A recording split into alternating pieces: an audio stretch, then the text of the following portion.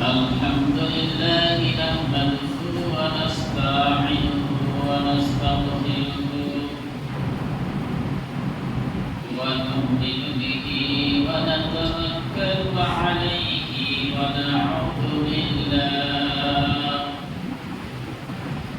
ونعوذ بالله من شرور أنفسنا ومن سيئات أعمالنا من يهده الله فلا مضل له ومن يضلله فلا هادي له ونشهد أن لا إله إلا الله وحده لا شريك له أما بعد أعوذ بالله من الشيطان الرجيم بسم الله الرحمن الرحيم إنا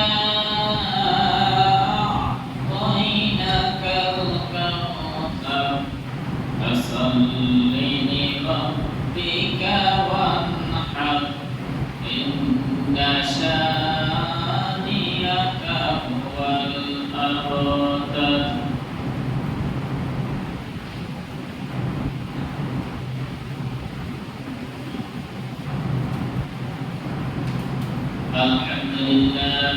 الحمد لله نحمده ونستعينه ونستغفره ونؤمن به ونتوكل عليه ونعوذ بالله من شرور أنفسنا ومن سيئات أعمالنا من يهده الله فلا مضل له ومن يضلله فلا هادي له ونشهد أن لا إله إلا الله وحده لا شريك له الذي أرسله بالحق بصيرا ونذيرا وداعيا إلى الله بإذنه وسراجا منيرا أما بعد أعوذ بالله من الشيطان الرجيم بسم الله الرحمن الرحيم لكل أمة جعلنا منسكا ليذكروا اسم الله على ما رزقهم من بهيمة الأنعام فإلهكم إله واحد فله أسلموا وبشر المخبتين الذين إذا ذكر الله وجلت قلوبهم والصابرين على ما أصابهم والمقيم الصلاة ومما رزقناهم ينفقون وعن أبي هريرة رضي الله تعالى عنه قال قال رسول الله صلى الله عليه وسلم من وجد ساعة فلم يدرك فلا يقربن مصلانا رواه ابن ماجه وأحمد উপস্থিত আজকের মসজিদের সম্মানিত মুসল্লিবৃন্দ আমরা সর্বপ্রথমে সেই মহান রব্বুল আলামিনের দরবারে প্রশংসা জ্ঞাপন করছি সকলে বলছি আলহামদুলিল্লাহ লক্ষ কোটি দুরূদ তাসবিহ বর্ষিত বিশ্ব নবীর প্রতি সকলে বলি আল্লাহুম্মা সাল্লি আলাইহি আল্লাহুম্মা বারিক আলাইহি সম্মানিত উপস্থিতি আমি আপনাদের সামনে মহাগ্রন্থ আল কোরআনুল কারীম থেকে সূরাতুল ফাতহির 34 নম্বর আয়াত তেলাওয়াত করেছি এবং রাসূল সাল্লাল্লাহু আলাইহি ওয়াসাল্লামের অবগত হাদিস থেকে ইবনে মাজাহ ও আহমদ শরীফে হাদিসটি দুই হাদিস গ্রন্থে রয়েছে। এই হাদিসকে তেলাওয়াত করেছি। এই আয়াতের পাশাপাশি আরো কিছু আয়াত এবং এই হাদিসের পাশাপাশি আরো কিছু হাদিসকে সামনে রেখে আজকে সংক্ষিপ্ত বক্তব্য শেষ করব। আল্লাহ থেকে ইল্লা সম্মানিত উপস্থিতি, আমরা জানি সামনে আর কয়েকদিন পরেই ঈদুল আজহা অর্থাৎ আগামী সোমবার ঈদুল আজহার আসার আগে, ঈদুল আজহার আগে মুসলমানদের একটি কাজ রয়েছে, সেটা হচ্ছে কুরবানি দেওয়া। তো কুরবানি দেওয়ার ব্যাপারে নবী করিম সাল্লাল্লাহু আলাইহি ওয়াসাল্লাম বলেছেন, হযরত আবু হুরায়রা রাদিয়াল্লাহু তাআলা আনহু থেকে বর্ণিত, তিনি বলেন নবী করিম সাল্লাল্লাহু আলাইহি ওয়াসাল্লাম বলেছেন, মান ওয়াজাদা সাআতা ফালা ইউজাহি ফালা ইয়াকরুবান্না মুসাল্লানা। হাদিসের ইবারাতটা হচ্ছে, যা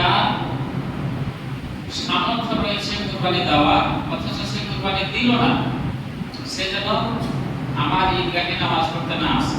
স্পষ্ট করে তাহলে যাদের সামর্থ্য রয়েছে, এখন কাদের সামর্থ্য রয়েছে যদি আমরা জানতে চাই যে কি রকম সামর্থ্য থাকলে কুরবানি দেওয়া যায়। কুরবানির ব্যাপারটা বলা হয়েছে যে স্বর্ণের যে জাকাতের যে নিসাবটা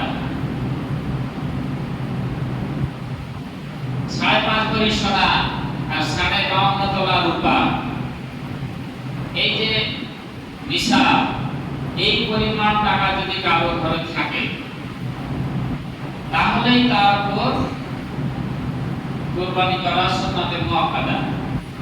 কারণ নবী করিম সাল্লাল্লাহু আলাইহি ওয়াসাল্লাম মদিনায় হিজরত করার পর 8 বছর টানা একাধারে কুরবানি করেছে।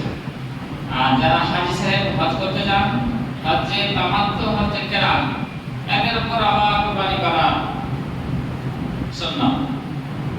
অর্থাৎ কেউ যদি এই কুরবানি না করতে পারে মানে, তাহলে তাদের মক্কাতে 3টা রোজা বাড়ি এসে 7টা রোজা পূর্ণ করতে হবে, 10টা কাফারা। হজ্জে তামাত্তু, হজ্জে কিরান, অর্থাৎ যারা একই সঙ্গে উমরা এবং হজ আদায় করতে করে এখান থেকে যায়, কুরবানি দিতে না পারলে তাদের উপর 10টা রোজা, মানে এটা কাফারা, জরিমানা যাকে বলা হয়। আর আমাদের সারা বিশ্বের যে মুসলমান রয়েছে, এদের উপর খরচ টরচ বাদ দিয়ে যদি আপনার 60 থেকে 70 হাজার টাকা টিকে থাকে বাৎসরিক, তাহলে তাকে কুরবানি দিতে হবে। মাশাআল্লাহ, আমরা বাংলাদেশে এই কুরবানির ব্যাপারে সবাই আমরা সচেতন। বিশেষ করে কুরবানি যাদের টাকা পয়সা নাই, তারাও কিন্তু কুরবানি দেওয়ার ব্যাপারে কি হয়, সচেতন হয়। এমনকি এনজিও থেকে টাকা ধার নিয়েও, টাকা লোন তুলেও কিন্তু অনেকে কুরবানি দেয়। কিন্তু কুরবানির যে উদ্দেশ্য, গত জুমায় যে হযরত ইব্রাহিম আলাইহিস সালাম এবং ইসমাঈল আলাইহিস সালাম এবং হযরত আদম আলাইহিস সালাম দুই পুত্র হাবিল কাবিলের যে ঘটনা বললাম, কুরবানির উদ্দেশ্যটা হচ্ছে আসলে আল্লাহকে খুশি করার জন্য হতে হবে। তাকওয়া অন্তরে রেখে আপনাকে কুরবানি দিতে হবে। কিন্তু অধিকাংশ আমাদের সমাজে দুঃখজনক হলো সত্য যে আমরা কিন্তু সমাজে আমাদের কুরবানি যদি না দিই তাহলে মানুষে কি বলবে। বাড়িতে জামাই আছে, বিয়ে আছে, পাড়া প্রতিবেশী আছে, এরা কি বলবে কুরবানি দিতে পারলো না। এই যে লজ্জা থেকে বাঁচার জন্য আমরা বিভিন্ন জায়গা থেকে ধার করে হলেও, কষ্ট করে হলেও, এনজিও থেকে টাকা ঋণ নিয়ে হলেও কুরবানিটা অন্তত দেওয়ার চেষ্টা করি। এটা কিন্তু অন্য খাতে চলে যাচ্ছে বিষয়টা। আসলে উদ্দেশ্য হতে হবে আল্লাহকে রাজি খুশি করার জন্য। কিন্তু আমরা অধিকাংশ দেখা যায় যে টাকাটা কুরবানিটা দেয় এই উদ্দেশ্যে যে আমাদেরকে যেন কেউ না বলে কুরবানি দিতে পারে নিবে, মানে কেউ যেন আমাকে টিটকারি না মারতে পারে, আমাকে যাতে কি মানে ছোট না মনে করতে পারে, এই উদ্দেশ্যে কিন্তু আমরা অনেকে কিন্তু কুরবানি দেওয়ার চেষ্টা করি। আর আরেকটা উদ্দেশ্য হচ্ছে আমরা কুরবানি দেওয়ার আগে কিন্তু বসতে চিন্তা করি। একটা হযরত হাবিল আলাইহিস সালাম কুরবানি দিলেন, সে তো আপনার ইয়ে ছিল, মানে গরু ছাগল মেষ দুধ পাই করে পালন করতো। সবচাইতে যেটা ভালো জিনিস আল্লাহকে রাজি খুশি করার জন্য কিন্তু ভালোটা দিল এবং তার কুরবানিটা কবুল হলো। আর কাবিল তার মধ্যে খারাপ যে সমস্ত সম্পদ এগুলো কিন্তু সে আল্লাহর রাস্তায় কুরবানি দিল, যার ফলে তার কুরবানি কবুল হলো না। সম্মানিত উপস্থিতি, তাহলে আপনার একটা জিনিস লক্ষ্য করতে হবে, সেটা হচ্ছে যে আমাকে কুরবানিটা দিতে হবে একমাত্র আল্লাহকে রাজি খুশি করার জন্য। আমার যতটুকু সামর্থ্য রয়েছে, ক্ষমতা রয়েছে, এই অনুযায়ী আমাকে কুরবানি দিতে হবে। আর আমাদের অধিকাংশ সময় কুরবানি কেনার আগেই কিন্তু আমরা গোশতের চিন্তা করি যে কুরবানির এই গরুর গোশত কয় মণ হবে, এই ছাগলের গোশত কয় কেজি হবে, আমার লাভ হবে কি লস হবে, আমরা কিন্তু এটা চিন্তা করি। কিন্তু এই বলে চিন্তা করি না যে বাজারের মধ্যে সবচেয়ে বড় খাসিটা আমি দিব আল্লাহর রাস্তায়, আল্লাহকে রাজি খুশি করার জন্য। বাজারের মধ্যে সবচেয়ে ভালো গরুটা কিনবো আল্লাহকে রাজি খুশি করার জন্য। আমরা কিন্তু এই নিয়তটা কিন্তু করি না। সামান্য পার্থক্য, খালি গোশতের নিয়তটা না করে যদি কি আল্লাহকে খুশি করার উদ্দেশ্য নিয়ে যদি আমরা কি যে আল্লাহর রাস্তায় বছরে একটা কুরবানি দেব, হ্যাঁ আল্লাহ যাতে কুরবানিটা কবুল করে এই উদ্দেশ্যে দেব, তাহলে কিন্তু আমাদের কুরবানিটা কবুল হয়ে যায়। কিন্তু অধিকাংশ দেখবেন আমরা আলোচনা করি গোশতের পেশায়, যে গোশত বেশি হবে না, খুব বড় লাভ হবে না, কুরবানিতে ঠকে গেছি। আর আমরা কিন্তু এই বিষয়গুলো নিয়ে কিন্তু আলোচনা করা করি। এই গতদিনে আপনার ওই যে আমার কাছে প্রফেসর থাকে, তো প্রায় ৭,৭০০ নিয়েছে, ঠকে গেছে, তাই না? তার মানে দেখেন প্রথমে ঠকে গেছে, কিসে ঠকে গেছে? গোশতে ঠকে গেছে। তো আর কুরবানি কিভাবে আল্লাহ কবুল করবে? আর প্রথমে চলে আসতেছে কি যে আল্লাহ যতটুকু ক্ষমতা দিয়েছে চেষ্টা করলাম সবচেয়ে ভালোটা কিনা, বাদ বাকি আল্লাহর ব্যাপার, কবুল করা না করা কার ব্যাপার। এই কথাটা যদি বলে কিন্তু কুরবানিটা ঠিক থাকে। কিন্তু প্রথমেই চলে আসলো কি ঠকে গেছি নাকি হুজুর, আসলে বুঝতে পারলাম না, বাবার আগ্রহ ছিল, বাবার পড়া ছিল, আপনার থেকে নিয়েছিলাম, এই যে তাহলে উদ্দেশ্য গোশতের বিষয়ে আলোচনা চলে আসছে। তা আমরা কি সারা বছর গোশত কিনা খাই না? সারা বছর কি মানুষ গোশত কিনা খায় না? কুরবানি গোশত কিনা খাচ্ছে, গোশতের কথাটা আসছে কেন? তাই আপনাদের আমি এখন আহ্বান করবো, যারা আপনার কুরবানি নিতে যাই এখনো দাম হয়নি, কিনেনি, উদ্দেশ্য থাকবে আল্লাহকে রাজি খুশি করার জন্য। মাংস তো খেতে পাবেনই আপনি, আমি তো মাংস খেতে পাবোই, ওই মাংস আপনার আমার মধ্যে কেউ নিয়ে যাবে। আচ্ছা তাও ওই বিষয় ছেড়ে দিলাম। ২ নাম্বার যে বিষয়টা হচ্ছে যে আল্লাহ রাব্বুল আলামিন প্রত্যেক জাতির উপর কুরবানিকে মানে একটা জাতির জন্য কুরবানি নির্ধারণ করেছিলেন। বিভিন্ন নবী বিভিন্ন উম্মতের উপর বিভিন্ন রকম কুরবানির ধরন ছিল। আল্লাহ রাব্বুল আলামিন বলেছেন অবশ্যই মুখবিদিন, যারা ধৈর্যশীল এদেরকে তুমি সুসংবাদ দাও। অর্থাৎ ইব্রাহিম আলাইহিস সালাম ধৈর্যশীল ছিল না? এত পরীক্ষা করার পর আবার ইসমাইলকে কুরবানি করতে বললো। ইসমাইল আলাইহিস সালাম ধৈর্যশীল না, যে আমাকে জবাই করতে বলছে আমার বাপ, আমার পিতা আমাকে জবাই করতে চাচ্ছে, তাকে নাকি স্বপ্নে দেখানো হচ্ছে। তিনিও যদি ধৈর্যশীল না হতেন তাহলে কি তাকে কুরবানি করা যেত? কুরবানি করা যেত না। সুতরাং তিনিও ধৈর্যশীল, পিতাও ধৈর্যশীল। অর্থাৎ আদম আলাইহিস সালাম ধৈর্যশীল, হাবিলও ছিল ধৈর্যশীল। তাহলে যুগে যুগে কালে কালে যারাই আল্লাহর রাস্তায় কুরবানি দিয়েছেন সবাই কিন্তু ধৈর্যশীলের পরিচয় দিয়েছেন। আল্লাহ সুবহানাহু ওয়া তাআলা এই আয়াতে বলছেন যে কারা ধৈর্যশীল, কুরবানি দিতে গেলে কয়েকটা গুণ লাগে। তার মধ্যে আল্লাহ তাআলা সূরা হজ্জের 35 নম্বর আয়াতে এই গুণগুলো বলছেন। আল্লাহ রাব্বুল আলামিন বলেন আল্লাযীনা ইযা যুকিরাল্লাহু ওয়াজিলাত কুলুবুহুম। এক নাম্বার গুণ হচ্ছে যে যারা কুরবানি দিবে, যারা ধৈর্যশীল হবে, চারটা তাদের মধ্যে গুণ থাকা লাগবে। এক নাম্বার গুণ, তাদের নিকটে যদি আল্লাহ তাআলা আলোচনা করা হয়, অর্থাৎ কোরআনুল কারীমের বিষয়ে তেলাওয়াত করা হয়, জান্নাত জাহান্নাম কবরের আযাব বিভিন্ন বিষয় নিয়ে যদি আলোচনা করা হয়, এই ধৈর্যশীল ব্যক্তিরা তাদের অন্তরটা কেঁপে উঠবে। নাম্বার গুণ যারা জাহান্নামের কথা শুনে নিজের অন্তরটা এতটা কেঁপে উঠবে, এতটা ভয় কম্পিত হয়ে যাবে, সে আল্লাহ তাআলার কাছে মনে মনে এত তওবা করবে, এত ভয়ে আল্লাহ তাআলার কাছে কেঁদে কেঁদে ইবাদত বندگی করবে যে একমাত্র তুমি আল্লাহ। ইন্না সালাতি ওয়া নুসুকি ওয়া মাহইয়ায়া ওয়া মামাতি লিল্লাহি রাব্বিল আলামিন।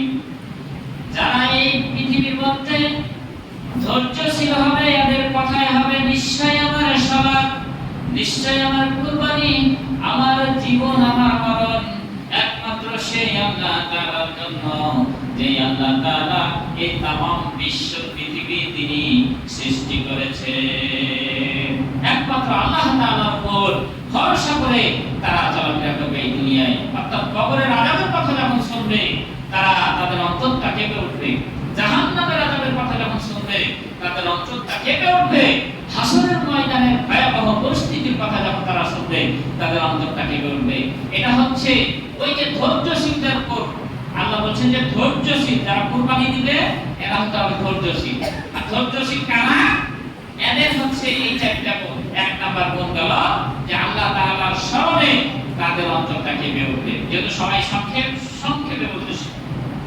দুই নাম্বার হচ্ছে ওয়াশাবিরিনা আলা মা আসাবাহুম। ধৈর্যশীল হচ্ছে কারা? যাদেরকে অসংখ্য বিপদের সম্মুখীন যখন করা হবে একমাত্র আল্লাহ তাআলার উপর ভরসা করে তারা অটল অবিচল থাকবে। যখন তাদেরকে পরীক্ষা করা হবে বিভিন্ন বিপদ দিয়ে, খায়রিহি ওয়া শাররিহি মিনাল্লাহি তাআলা, যারা আল্লাহর প্রিয় বান্দা ধৈর্যশীল বান্দা হবে এদেরকে খারাপ পরিস্থিতির মধ্য দিয়ে যখন যাবে তখন তারা বলবে এটা হচ্ছে আল্লাহ তাআলার পরীক্ষা। আর খায়রিহি, যখন তারা ভালো অবস্থায় থাকবে তখন তারা আল্লাহ তাআলার নিয়ামতের শুকরিয়া আদায় করে বলবে এটা আল্লাহ তাআলা আমার প্রতি পরীক্ষা দান করেছে। সুতরাং ভালো মন্দ, বিপদ আপদ মুসিবত যাই কিছু আসুক না কেন এই বান্দারা অটল থাকবে, অর্থাৎ স্থির থাকবে। দুই নাম্বার গুণ। তিন নাম্বার হচ্ছে ওয়াল মুকিমিস সালাতি, তারা সর্বদা সর্বদা নামাজ কায়েম করবে, নামাজ প্রতিষ্ঠিত করবে। যারা এই মুফতিদিন বান্দা হবে এদের তিন নাম্বার গুণ হচ্ছে এরা সমাজে নামাজ প্রতিষ্ঠিত করবে, অর্থাৎ নিজে নামাজ পড়ার পাশাপাশি সকলকে নামাজি বানার চেষ্টা করবে, সকলকে সালাতের প্রতি আহ্বান করবে। এটা হচ্ছে এই মুফতিদিন যারা ধৈর্যশীল যারা এই বান্দাদের তিন নাম্বার গুণ। চার নাম্বার হচ্ছে ওয়া মিন্না রাযাকনাহুম ইউনফিকুন, তাদেরকে যে সম্পদ দান করেছি, তাদেরকে যে ধন সম্পদ দিয়েছি, এই ধন সম্পদ হতে তারা আল্লাহ তাআলার পথে দান খায়রাত করবে, অর্থাৎ আল্লাহ তাআলার পথে তারা খরচ করবে। তাহলে কয়টা গুণ হলো? চারটা। এক নাম্বার গুণ হচ্ছে তারা আল্লাহ তাআলার স্মরণে নিজের অন্তরটা কেঁপে উঠবে। দুই নাম্বার হচ্ছে বিপদ মুসিবতে সব সময় তারা ধৈর্যের পরিচয় দিবে। তিন নাম্বার হচ্ছে নামাজ কায়েম করবে, সালাত প্রতিষ্ঠা করবে। চার নাম্বার হচ্ছে তাদেরকে যে ধন সম্পদ দেওয়া হয়েছে এদেরকে আপনার এখান থেকে খরচ করবে। এই চারটা গুণ যদি থাকে আল্লাহ বলেন এদেরকে সুসংবাদ দিয়ে দাও, এদের কুরবানির ব্যাপারে সুসংবাদ দিয়ে দাও। এখন কথা হলো আমরা যারা কুরবানি দিচ্ছি এই চারটা গুণ কি আছে? সূরা আনআমে 162 নাম্বার আয়াতে ওখানে বললাম যে কুল ইন্না সালাতি ওয়া নুসুকি ওয়া মাহইয়া ওয়া মামাতি, ওখানে বলছেন নবী আপনি বলে দেন নিশ্চয় আমার সালাত, আমার কুরবানি, আমার জীবন এবং মরণ। তাহলে কুরবানির আগে কিন্তু সালাতের কথা আসলো, আবার এখানে চারটা গুণের কথা বলে সালাত প্রতিষ্ঠার কথা আসলো। তাহলে এই গুণগুলো আপনার আমার মধ্যে কি আছে? কুরবানি যারা দেওয়ার জন্য ছোটাছুটি করতেছি, কুরবানি যারা দেওয়ার জন্য ছোটাছুটি করতেছি, যদি জিজ্ঞাসা করা হয় যে আমরা কয়জন আকিকা দিই, আমরা কয়জন ছেলে মেয়ের আকিকা দিয়েছি বা আমাদের পিতা মাতা আমাদের আকিকা দিয়েছি। অধিকাংশ যারা বয়স্ক আমাদের বাবা দেয়নি, যেমন আমার দেয়নি, তার কথা বলবো আমারই দেওয়া হয়নি, বুঝেনি আগে, অথচ কুরবানি দিয়েছি। অথচ আকিকাটা হচ্ছে ওয়াজিব দেওয়া, ওটা ফরজের পর্যায়ে দিতেই হবে, না দিলে বাবা মাকে এর জন্য জবাবদিহি করতে হবে কিয়ামতের দিন। আর কুরবানি যদি আপনি দিতে না পারেন, আপনি যদি কুরবানি না দিতে পারেন, আপনার অসুবিধা করে কুরবানি দিতে হবে না। কিন্তু দেখা গেল যে আমরা আকিকার চাইতে কুরবানিটাকে বেশি কি প্রাধান্য দিয়ে ফেলেছি। আর কুরবানি যারা দিচ্ছি, আপনার বাম হাতে সিগারেট, বাম হাতে বিড়ি, বাম হাতে গাঁজা, বাম হাতে আপনার এই জর্দার পান, এগুলো বলতেছে। আর দেখা গেল যে বিড়ির জুস, জর্দার পান, গীত খেলছে, এদিকে একটা আঙ্গুরে মাছা গরু দেখছে, দেখা যায় কুরবানির গরু হয় কি হয় না, চাইছে কিনা, অধিকাংশ দেখা যায়। আপনার দেখা যায় যে কুরবানির গরুও কিনছে, বিও খাচ্ছে, কুরবানির গরুও কিনছে, আবার এখন জর্দাটা পান করে আসেন ঠিক। আর কুরবানির গোশত ছাগল কিনতে গেছে, গরু কিনতে গেছে, আছে না আমাদের সমাজে? অধিকাংশ আছে। তাহলে কি হলো? শয়তানকে খুশি করা হলো, আবার দেখা গেল যে কি আল্লাহকে খুশি করার জন্য চেষ্টা করা হচ্ছে। ওই যে একটা চোর আপনার ছাগল চুরি করে নিয়ে কুরবানি দিতে যাচ্ছে, তো হাদিসে এসেছে যে কুরবানির নেকি কি পরিমাণ দেওয়া হয়, তো বলেছে একটা পশুর যতটা লোম রয়েছে এই লোমের চাইতে বেশিটা কি কুরবানির নেকি দেওয়া হয়। তখন ওই চোর চিন্তা ভাবনা করছে, তাকে ধরছে যে এই ছাগল কোথায় পেলে, তো চুরি করে আসলাম, কি করবে? কুরবানি দিব। তো তুমি জানো না যে কুরবানি দেওয়া চুরি করা জিনিস দেওয়া যাবে না, বলে আপনি জানেন না যে কুরবানির পশুর পোষণ করবা বা লোম করবা, আমি নেকি পাবো, তাহলে এই নেকি পাবো। আর চুরি করলাম যে গুনাহ হলো, ক্লাসে মাইনাস কি হয়ে গেল, কাটপি হয়ে গেল, মাঝখান থেকে আমি গোশ খেতে পেলাম, কি পেল? চুরি করাতে যে গুনাহ হলো আর কুরবানি দেওয়াতে যে নেকি হলো, এটা গুনাহ আর নেকি মিলে কি হয়ে গেল, প্লাস মাইনাসে ভাগ, মিডল থেকে লাভ থাকলো গোশ, তাহলে আমি গোশ তো খাইতে পাচ্ছি, তাহলে এখন অবস্থা কি যুক্তি? আমাদের সমাজে অধিকাংশ দেখা গেছে সুদের টাকা দেয় কুরবানি দিচ্ছে, ঘুষের টাকা দেয় কুরবানি দিচ্ছে, হারামের টাকা দেয় কুরবানি দিচ্ছে। ওই গুনাহ, সুদ খেলে যে গুনাহ হলো আর পছন্দ করার নেকি হলো, দুইটা প্লাস মাইনাস কি হয়ে গেল, বাকি থাকলো কি ঘুষ। আমাদের বেশিরভাগ যদি খুঁজতে যাওয়া যায় এই ক্যাটাগরির মধ্যে আমরা পড়ে যাব। এখন যদি সুদের ব্যাপারে, ঘুষের ব্যাপারে যদি কড়া করে ওয়াজ করি, আমার বেশিরভাগই খুঁজতে গেলে আপনার প্রত্যেক বাড়িতে আমরা সুদের সঙ্গে জড়িত আছি। তখন আমি বললাম কোরআনের কথা, আমি বললাম হাদিসের কথা, তখন আপনি তখন দাহিন ওই জিনিসটাকে সোজা না নিয়ে বাম দিকে নিয়ে দিলেন, যে হুজুর আমার পিছে প্লিজ আছে না, অনেক আছে না, হ্যাঁ, যে এক হুজুর নাকি বলছে যে আপনার সুদের ব্যাপারে ওয়াজ করতে যে দেখা যায় মসজিদের সভাপতি আছে সুদখোর, তো পরে মসজিদের সভাপতি হুজুরকে ডাকলে আমি যে সুদ খাই এটা সারা বাংলাদেশের মানুষ সবাই জানে, তো মসজিদে বলার প্রয়োজন কি আপনার হুজুর? হ্যাঁ, আমার চাকরি করবে, আমার খাবে, আর আমার বিরুদ্ধে আপনি ওই মসজিদের তিন কাটে যে বলবেন আপনার চাকরি নাই, বেচারা চাকরি ছুটে গেল। আর এক মসজিদে যে ঘুষের ব্যাপারে বললো, দেখো যে আগা নাগারে পুলিশের লোক সব বসে আছে, ওরা কাশছে যে হুজুর আমরা আছি, ঘুষ করলো এখানে, আপনাকে এই বিষয়ে ওয়াজ করতে হবে, অন্য বিষয়ে ওয়াজ করেন। সেক্রেটারি দেখা গেল যে কি ঘুষখোর, হুজুর যখন বের হলো, কি ব্যাপার, চাকরি দিলাম আপনাকে, টাকা দিয়ে আমি আপনাকে সব আপনার অসুবিধা সুবিধা আমি পাশে দাঁড়াই, আর আমি যে ঘুষ খাই এটা আপনাকে বলতে হবে মানুষের সামনে গিয়ে, আপনার চাকরি নাই, চাকরি করতে গেল।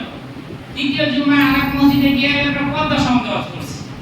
এখন দেখা গেল যে ক্যাশিয়ারের বেটি কিন্তু এনজিওতে চাকরি করে, বেপর্দা ভাবে ঘুরিয়ে বেড়ায়। এখন ক্যাশিয়ার বলছে টাকা দিয়ে আমি, আমার বেটি যে এনজিওতে চাকরি করে বেপর্দা ভাবে ঘুরিয়ে বেড়ায়, হুজুর কখন কখন আমার বেটি মানে বেপর্দা ভাবে ঘুরে বেড়ায় দেখেছে, এই দেখে একটা তিন কাটে এসে বলতেছে আমার কাছে টাকা দিবে, আমার মসজিদে চাকরি করবে, আর আমার বেটির বিরুদ্ধে ওয়াজ করবে, আমার বিরুদ্ধে ওয়াজ করবে, এই হুজুরকে রাখা যাবে? এই চাকরি শেষ। তাহলে কি হলো, কোরআনের কথা বলতে যে দেখা গেল সেক্রেটারি গায়ে লেগে গেল, সভাপতির গায়ে লেগে গেল, ক্যাশিয়ারের গায়ে লেগে গেল, তো এইরকম গায়ে সবার লেগে গেল। যদি বলতে যাওয়া যায়, খুঁজতে যাওয়া যায়, নাই, মধুপুরে নাই, সুদের সঙ্গে জড়িত নাই, ঘুষের সঙ্গে জড়িত নাই, অনেক আছে। বলেন যে নাই কারা, এটা খালি জিজ্ঞাসা করেন, মানে যদি বলা যায় যে করে না কে, এইটা আপনি খুঁজে বের করেন, এইরকম লোক বের করবেন না, কিন্তু কোরআনের সবাই এইরকম লোক পাবেন, তাই না? এটাই কিন্তু হয়। ও যে চাপাইতে বললাম না যে বিড়ি খাওয়া যদি খুঁজতে যাওয়া যায়, যে হুজুর বিড়ি তো সবাই খায়, কারা খায় না আপনি এই মুসলমানরা বাইর করেন, এগুলোই একটা পাবেন না।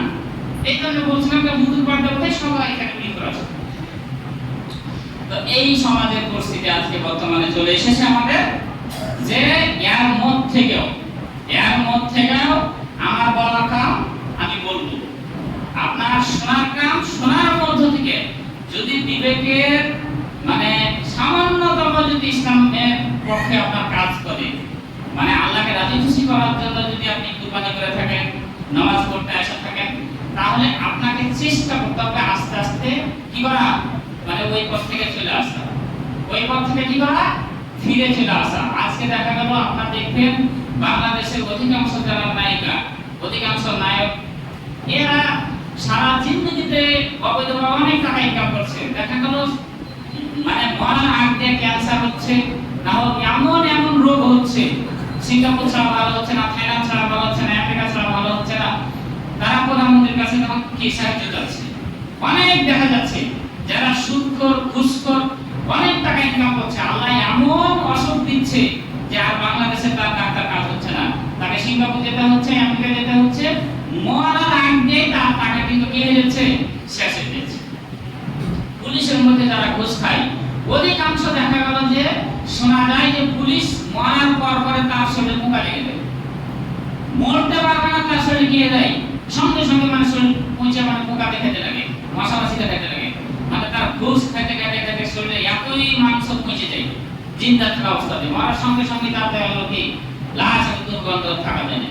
তাহলে আমি আহ্বান করবো, এগুলো যেগুলো তাকওয়ার বিষয়, কুরবানি যেহেতু একটা আল্লাহকে রাজি খুশি করার বিষয়, সেহেতু আপনার কি আপনার ওই করা যাবে না, তামাশা করা যাবে না, তামাশা করা যাবে না। আপনার এই যে বলে না, এই সদরঘাটে আপনারা দেখেছেন কিনা, আমি অনেকদিন আগে পোস্টটা দেখেছিলাম, ওখানে কিছু লোক ছিল এই যে আপনার এই মরা মানুষকে যে ব্যবসা করতো, কিভাবে মরা মানুষকে দেয়া খাটলিতে একদম কিন্তু শুয়ে গেল, দেখ কাফনের কাপড় কোরাটা ঢেকে করে আছে, এটা বলছে ভাই টাকাটা দিয়ে দাম, এই লোকটা হচ্ছে কি লাওয়ারিস, মানে কোথায় বাড়ি কোথায় যে ঘর মরিয়া করে আছে, একে মাটি দিতে হবে, কাফনের কাপড় কিনতে হবে, একে মানে মাটি দিতে হবে, কথা খরচ আছে কিছু, আমাদের কাছে কিছু নাই, 4-5 জন ধরেন সবার কাছে টাকা চাচ্ছে, সবাই টাকা দিচ্ছে, যে মানুষটা মরে আছে তাকে থাকার লোক নাই। একজন তখন কি করছে, সদরঘাটের ঘটনা, অনেকদিন আগের ঘটনা, তখন ও কিন্তু এই একটা লোক কৌতূহল বসে চিন্তা ভাবনা করলো যে লাওয়ারিস বলছে পরিচয় নাই, দেখি তো লোকটা যদি আমাদের দিকে কেউ হয়। এইবার কিন্তু এভাবে এই কাপড় কিন্তু এক কোণা ধরে কি চাইনা দেখেছে, আর ও কিন্তু লাশ লয়, ও তো কিন্তু চিন্তা মানুষই আছে, এ মা এইবার যেমনি এভাবে কাপড় চাইছে, লাশ তো মনে করছে যে মানে আমাকে তো চিনা ফেলেছে, ও লাশ কিন্তু খাটলি থেকে উঠে মারাছে বলে একদিকে, হ্যাঁ বুঝতে পারলেন, আর যে দেখেছে পুরো কিন্তু বিপদ, যে লাশ উঠে পড়ে যাবে, ব্যাপার তো খারাপ। এখন দাহিনে ভাই যারা সাহিত্য চর্চা করছে না, ওরা পিছনে ঘুরে দেখছে যে আমাদের লাশ তো উড়ে দৌড় দিয়েছে, এটা তো মানুষটা এখন বাটপাড়ি ধরে ফেলেছে, পিঠ পাওয়াটাকে ওরা দিয়ে যেদিকে পারে কি মা আছে তো। এই যে দেখেন মানে এই কথাটা এই জন্য বললাম যে কি, যে মানুষের মানে মরা মানুষকে নিয়েও মানুষ কি ব্যবসা করতেছে, মানুষ ওই যে ফকির ইরানি অনেক দেখা যাচ্ছে, বাটপা ফকির মানে কি যারা মানে তালা তালা বাড়ি রয়েছে, 5 তলা 10 তলা বাড়ি রয়েছে, অথচ বিক্রি করছে, মানে ড্রেনে পড়ে আছে, বিলে পড়ে আছে, সেটা শেষে তাদেরকে নিয়ে ফেলেছে, মানে ন্যাংরা সাজা বা পাকে দড়ি দাবায় রেখে ন্যাংরা সাজা মানে ছেঁচে ছেঁচে জায়গা পড়েছে, অনেক দেখা যাচ্ছে ইদানি। তো মানুষের অন্তর যদি পরিষ্কার না হয়, তাহলে মানুষকে আপনি কিছুটা দেখে আপনি মনে করতে পারবেন, নাম নিতে পারবেন, কিন্তু আল্লাহর কাছে নিতে পারবো কি, দিতে পারবো না। তাই যারা আপনার কোরবানি বস্তু কোরবানি গরু কিনা হয়নি, খাসি কিনা হয়নি, উদ্দেশ্য থাকবে কি যে ভালোটা কিনবো আল্লাহকে রাজি খুশি করার জন্য, তাহলে হয়তো আল্লাহ আপনাকে খুশি হতে পারেন। 2 নম্বর বিষয় হচ্ছে গোশত বন্টনের বিষয়ে আলোচনা করি। গোশত বিষয়ে আল্লাহ সুবহানাহু ওয়া তাআলা বলছেন, ফাকুলু মিনহা ওয়া আতিমুল বাইসাল ফাকির। দুইটা আয়াত, সূরা হজ্জের দুইটা আয়াত রয়েছে, সূরা হজ্জের 28 নম্বর আয়াত এবং 36 নম্বর আয়াতে আল্লাহ সুবহানাহু ওয়া তাআলা সুন্দরভাবে বলছেন। দুইটা আয়াতে ওখানে বলছেন কি, তোমরা কুরবানির গোশত খাও, ওয়া আতিমুল বাইসাল ফকির, এবং যারা চাই ফকির ফাকরা রয়েছে এদেরকে তোমরা দাও। এতে কি দুইটা কথা, দুভাগে কথা বলা হলো। সূরা হজ্জের 28 নম্বর আয়াতে এবং সূরা হজ্জের 36 নম্বর আয়াতে এখানে বলছেন যে যখন কুরবানির গোশত জবাই করে দিলে মুটমুট গলাতে পড়ে গেল, তখন যখন গোশত ক্লিয়ার হয়ে গেল তখন ফাকুলু মিনহা ওয়া আতিমুল কানিয়া ওয়া মুতাবরা। এখানে আবার তিনটা কথা বলা হয়েছে যে তোমরা নিজে খাও, যারা মিসকিন রয়েছে, যারা চাইতে আছে না তাদেরকে কিছু দাও, আর যারা চাই, যারা ফকির রয়েছে, মুতাবরা অভাবী রয়েছে, এদেরকে কিছু দাও। তাহলে এখানে কি তিন ভাগে কথা বলা হলো এক থেকে। তাহলে এই তিনটা পদ্ধতি আমাদের অনেক জায়গাতে কিন্তু তিন ভাগের রেওয়াজ রয়েছে। আপনাদের দিকে কি রয়েছে এখনো জানি না, যেহেতু জিজ্ঞাসা করা হয়নি। তো অনেক জায়গাতে মাংসটাকে তিন ভাগ করলো, তিন ভাগ করে এক ভাগ সমাজে পৌঁছে দিল। এক ভাগ কোথায় পাওয়া গেল? সমাজে। এক ভাগ হচ্ছে পাড়া প্রতিবেশী আত্মীয় স্বজনকে দিয়ে দিল, আর আরেক ভাগ হচ্ছে নিচে খেলো। আর নবী করিম সাল্লাল্লাহু আলাইহি ওয়াসাল্লামের হাদিস স্পষ্ট হাদিস, তিনি বলতেছেন, হযরত আয়েশা রাদিয়াল্লাহু তাআলা আনহা থেকে তিনি বলেন যে নাহাইতুকুম আন লুহুমিল আযাহিহি ফাওকা সালাসাতি আইয়ামিন ফাকুলু ওয়া তাহিলু।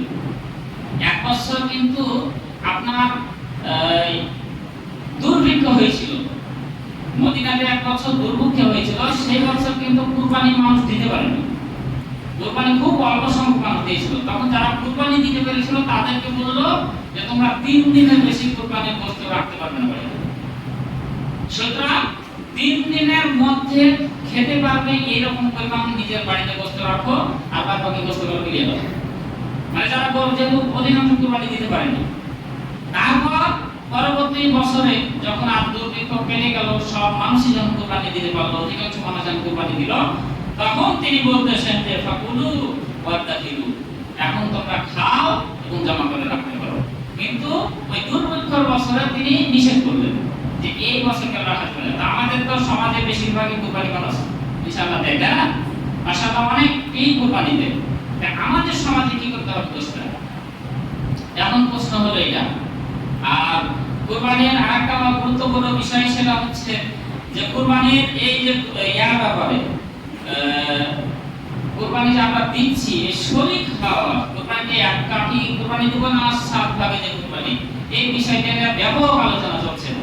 হযরত ইবনে আব্বাস থেকে বর্ণিত, তিনি বলেন যে কুন্না মা রাসূলুল্লাহ সাল্লাল্লাহু আলাইহি ওয়াসাল্লাম ফি সাফারিন ফাহাদারাল আযহা ফাস্তারাকনা ফিল জাসুরি আন উশরাতিন ওয়াল বাকারাতান সাবাতিন, রাহু ইবনে মাজাহ।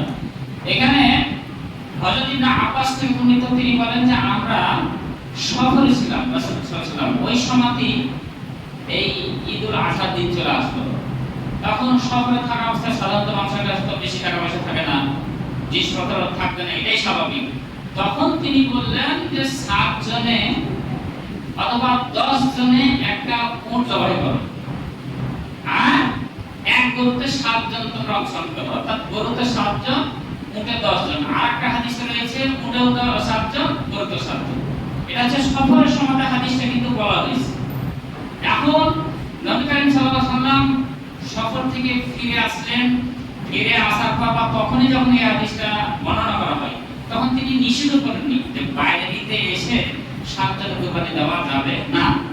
এখন আমাদের মধ্যে যারা কঠোরভাবে হয়তো সাফারি দেওয়া জন্য তারা এই হাদিসটাই বলতেছে, সবাই এই হাদিসটাকে নিয়েই কিন্তু সব আলোচনা, যে যেহেতু সফর দিয়েছেন 7 জনে, সেহেতু 7 জনে সফরের ক্ষেত্রে হাদিসটা মুকিমের জন্য নয়।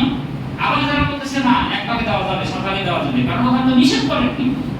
তো সব কথা এক কথা, সারা বাংলাদেশে এখন মানুষ কত কোটি বলতে আপনার কেউ 19 কোটি প্লাস, তার মধ্যে ধরেন 15 কোটি ধরলাম স্বাভাবিক পরিবার, ওই বাচ্চাগুলোকে 3-4 কোটি মধ্যে ফেলে দিলাম।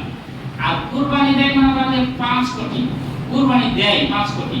5 কোটি কি ছাগল এখন সারা বাংলাদেশে আপনি পাবেন? সারা বাংলাদেশে 5 কোটি ছাগল পাওয়া সম্ভব, দুর্বা পাওয়া সম্ভব, ছোট ভেড়া পাওয়া সম্ভব? এতগুলো আমার মনে হয় না যে পাওয়া যাবে। আর গরুও কিন্তু পাওয়া যাবে, যেহেতু নিষেধ করেননি সেহেতু কুরবানি 7 ভাগে দেওয়া সমস্যা নাই। কিন্তু সমস্যা হলো বিড়িখোর, গাঁজাখোর, ঘুষখোর, বেনামাজি, ওগুলোকে নেওয়া যাবে না। কিন্তু ওগুলোকে কি নেওয়া যাবে না। এখন প্রশ্ন হলো হুজুর ওগুলো ছাড়া তো নাই, ওগুলো ছাড়া নাই। এটাই তো আমাদের সমাজে এটাই চলে এসেছে যে কুরবানিটা যদি কি করি 7 ভাগে দিতে দেয়, 7 জনাকে কি হালাল টাকা হতে হবে, 7 জনেরই। কিন্তু এখন 7 জনের মধ্যে একজনের হালাল, 6 জনই বেহারাম, মানে ওটাও হারাম হয়ে গেল। এখন কি করব? এখন হচ্ছে যে আত্তাকওয়া হাউনা, আত্তাকওয়া হাউনা, অন্তর যেহেতু এখানে আল্লাহ মন একটা দিয়েছে, অন্তর আপনার আমার দিয়েছে। আমার এখন একটা ছাগল কেনার সামর্থ্য নাই, একটা ছাগল কিনতে গেলে বোধহয় 20-22 হাজার সর্বনিম্ন, তাই না? 20-22 হাজার সর্বনিম্ন লাগতেছে। এখন অনেক পরিবার রয়েছে 20-22 হাজার টাকাতে ছাগল কিনে এখন সম্ভব নয়, যে বর্তমান বাজার ফ্যামিলি চালার কষ্ট। এখন সে চিন্তা ভাবনা করছে যে 10,000 টাকার মধ্যে যদি একটা ভাড়া গাড়া পাইতাম তাহলে বেশি ভালো হতো। তো চিন্তা ভাবনার চেষ্টা করতে হবে যে সবচাইতে যারা ভালো নামাজ টামাজ পড়ে এরকম 7 জন মিলে আপনি একটা 7 জনের গরু দিবেন। আর গরুর গোশতের বিষয় রয়েছে যে নিজে খাও অপরকে খাওয়াও। ওই যে 3 ভাগের যে বিষয়টা চলে আসছে, বুঝছেন? এই 3 ভাগে এখানে আসলে 3 ভাগ এখানে বলা হয়নি। এখানে বলা হয়েছে যে আপনার পরিবারে আমার পরিবারে যদি কি মনে করেন আপনি 10,000 টাকা দিয়ে একটা ভাগা দিলেন, আপনার পরিবারে 10 জন সদস্য, আর একজন আপনার ওই একই গরুতে 10,000 টাকা ভাগা নিয়েছে, ওর পরিবারে 3 জন সদস্য। এখন 3 ভাগ করে যদি ওই 10 সদস্য বিশিষ্ট পরিবার যদি সমাজে দিয়ে দেয়, 3 ভাগ করে 2 ভাগ বিলি করে দেয়, তাহলে তার কয় কেজি থাকবে? আর 3 জনের যে মানে 2 ভাগ বিলি করবে 1 ভাগ, তাহলে 3 জনেরটা বেশি যাবে স্বাভাবিক হবে, আর 10 জনেরটা স্বাভাবিক ভাবে কি কম থাকবে। তাহলে তার আর এর কি সমান হলো? এটা তো হচ্ছে কি তোমরা পরিদৃষ্টভাবে খাও, তারপর তোমাদের কি করো?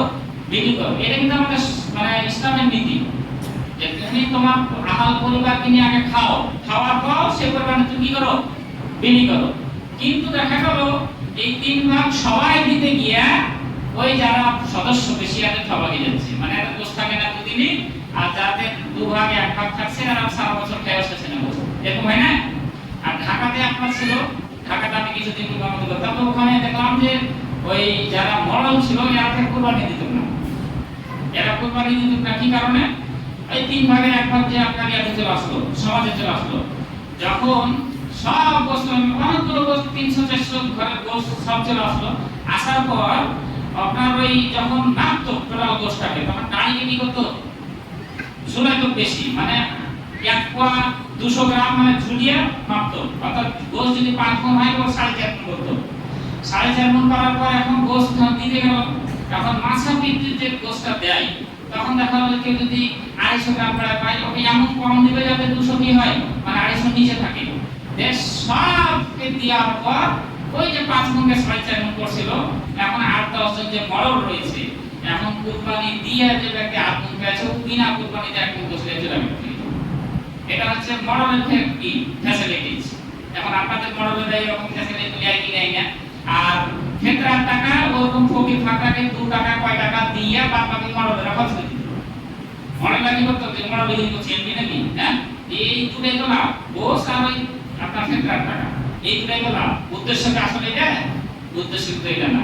আমি আপনাদের আহ্বান করবো যে ভাগটা করবেন যার যেটাই আছে, উদ্দেশ্য হচ্ছে কি নিজে খাও, সবাইকে নিয়ে খাওয়া। সব গ্রামের মডেল, সব গ্রামে যদি সবাই যারা কুরবানি দিতে পারেনি এদেরকে নিয়ে নিজে খায়া যদি দেখেন, কোন গ্রামের ফকির যদি না আসতে পারে, কোন গ্রামে কেউ কি গোশ বাকি থাকবে?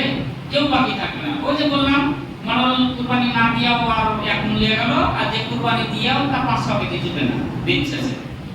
আমি আপনাদের আহ্বান করবো, আপনাদের গ্রামে যে নিয়মটা রয়েছে 3 ভাগ বলে কথা না, এটা হচ্ছে গোশত হচ্ছে আপনার সদস্য বেশি আছে, আপনাকে বাড়িতে বেশি গোশত রাখতে হবে। আপনার সদস্য কম আছে, আপনি গোশতটা কি বেশি বিলি করবেন। কারণ এটা সারা বছর ধরে যদি আপনি খান, তাহলে তো ওই এমনি সারা বছর গোশত কিনা আর কুরবানির গোশত খাওয়া একই হয়ে গেল। তা আল্লাহ সুবহানাহু ওয়া তাআলা আমাদের সকলকে মানে দিনের সঠিক বুঝগুলো বোঝার তৌফিক দান করেন এবং মানার তৌফিক দান করেন। আমরা সকলে আল্লাহু আমিন।